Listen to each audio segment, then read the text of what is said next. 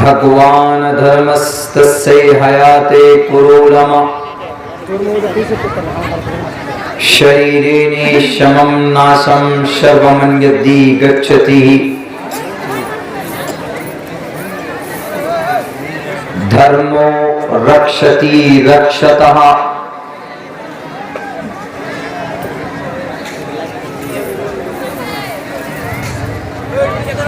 अहिंसा सत्यम करोड़स्तयागा शांतिरपैशुनं दया भूलेश्वलोलुप्तवं हीरचापलाम पथमादारका जीववा दियो दिदियन मुझियते तृतीयानन कोडलाकार चतुर्तरदे चंद्र का पंचम गणिदो संयुक्ता ओम सहनावतु सहनो भुनक्तु सहवीर्यं कर्मामहे तेजस्वनावधीतमस्तु मा विद्विषावहे ब्रह्मानंतमनादि विश्वकुर्दजं सत्यं परं शाश्वतं विद्या यस्य सनातनी निगमभिर्दयी ओम शांति शांति शांति।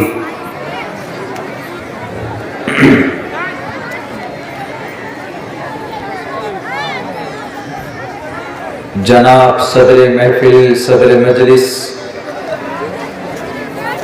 इस पिंडाल में बैठे हुए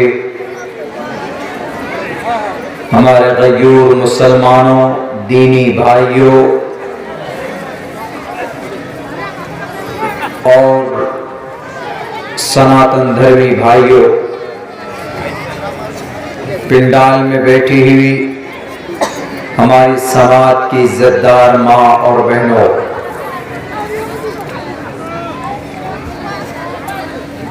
अल्लाह तबारक व तआला ने इंसान को पैदा किया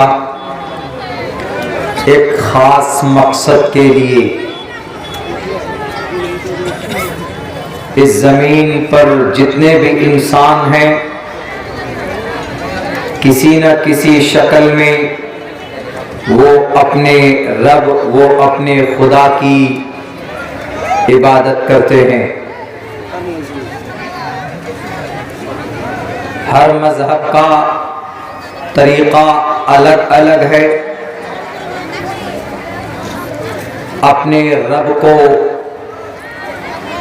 याद करने का, उनकी बंदगी करने का।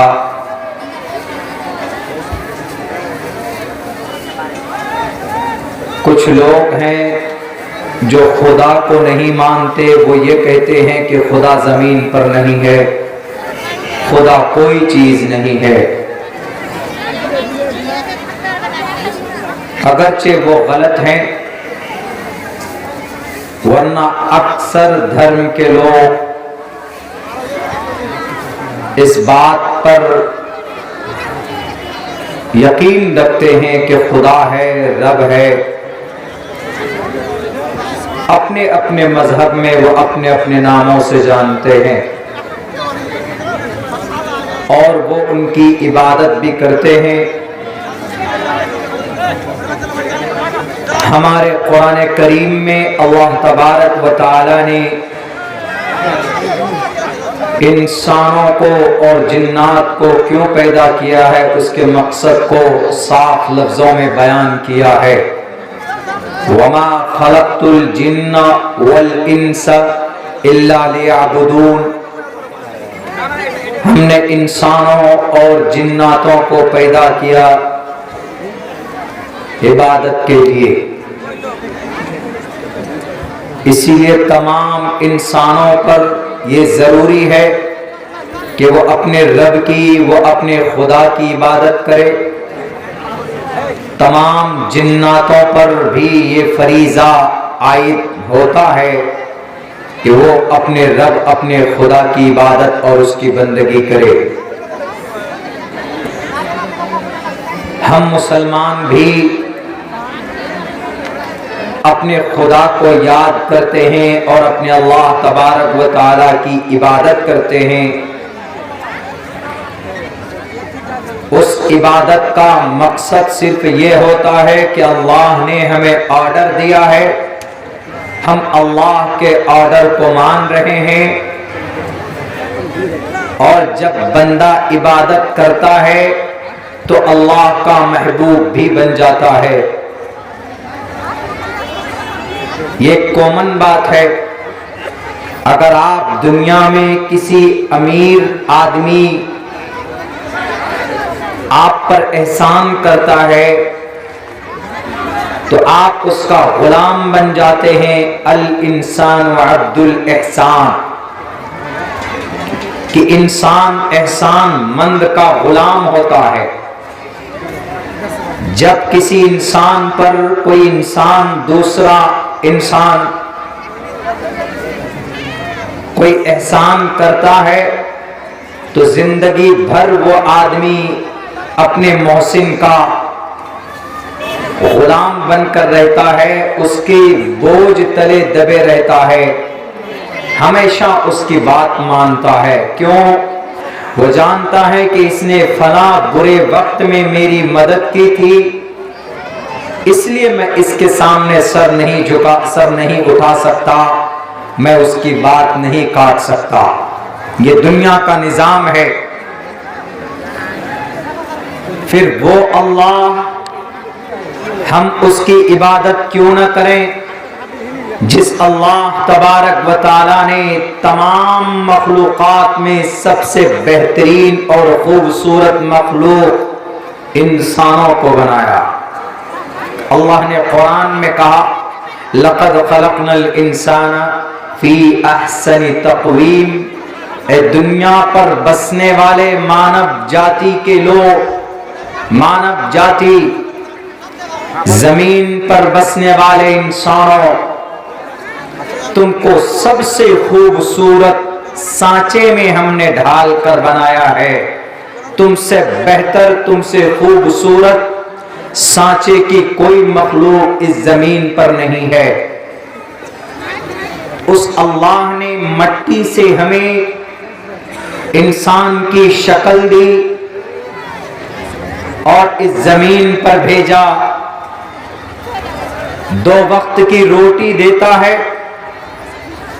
अपनी जिंदगी गुजारने के लिए आसमान में सूरज और उसकी धूप में गर्मी होती है और उसी धूप की गर्मी से फसल हमारा उगता है। धान, मूंजी, अनाज, गेहूं, उसकी पैदावार होती है, फल पक जाते हैं, आम, लीची वगैरह वगैरह जो फ्रूट्स हम लोग जो खेती करते हैं, वो फल पकता है। वो फसल जो पकती है ये सूरज की तपिश और गर्मी की वजह से पकती है।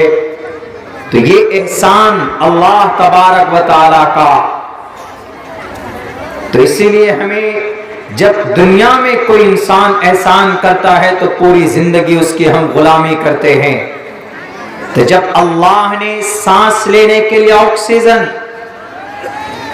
अभी कोरोना वायरस के जमाने में, अभी दूसरे वेव में ऑक्सीजन खत्म हो गए कि ऑक्सीजन नहीं मिल रहा है, लोग परेशान हैं, मर रहा है। आपका ऑक्सीजन लेवल अगर 98% से 96% तक है तो आप बढ़िया है। अगर आपका ऑक्सीजन लेवल 96% नीचे घट जाए तो आप बेचैन हो जाएंगे, आप सांस नहीं ले पाएंगे। हमारा ऑक्सीजन लेवल हम घड़ी में देख लेते, 96 पॉइंट कुछ दिखाता है। तो ये ऑक्सीजन कोई देख सकता है? नहीं मिला ऑक्सीजन तो लोग मर रहे। वो ऑक्सीजन पूरी दुनिया के इंसानों को अता करता है वो रब, बिना किसी फीस के, बिना किसी पैसों के। हमें उसका शुक्रगुजार होना चाहिए, उसका एहसान मंद होना चाहिए। तो बहरकैफ एक एग्जाम्पल मैंने आप लोगों के सामने दिया।